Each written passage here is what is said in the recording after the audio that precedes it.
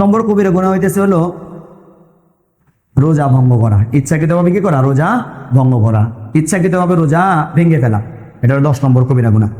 রাসূলুল্লাহ সাল্লাল্লাহু আলাইহি ওয়াসাল্লাম কি বলেন, মান আফতারা ইয়াওমান মিন রমাদান মিন গায়রি উযরিন, কোন ধরনের অসুস্থতা, সফর বা যেই কারণে আল্লাহ এবং আল্লাহ রাসূল কি করেছেন, রোজা ভাঙার অনুমোদন দিয়েছেন, এই সমস্ত ভ্যালিড গ্রহণযোগ্য কারণ ছাড়া কোনো মানুষ যদি কি করে, মন চাইছে তো রোজা ভেঙে ফেলছে, তো বলতে যে সে যদি সারা জীবনে কি করে ওই একটা রোজার কাজা আদায় করে, তাহলে ওই রোজার কি হবে না, যে অপরাধ করে দেয় সেই অপরাধ কি হবে না, শেষ হবে না, ওই রোজার কাজা আদায় হবে না।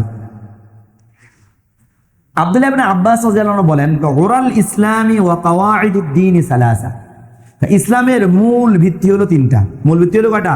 3টা। একটা কি, আল্লাহর ব্যাপারে তাওহীদের সাক্ষী দেওয়া, নামাজ কায়েম করা, রমজানের কি রাখা, রোজা রাখা। ফামান তারাকা ওয়াহিদাতুম মিনহুন্না, যে ব্যক্তির একটা ছেড়ে দেব, উনি ধমক দেয় বলতেছে ফাহুয়া কাফির, সে কাফের। সে কে? কাফের।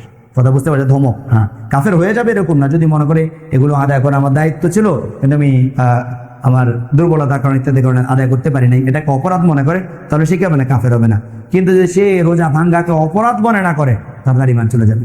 রোজা ভাঙ্গাকে যদি অপরাধ মনে না করে, তাহলে তার কি চলে যাবে? ঈমান চলে যাবে।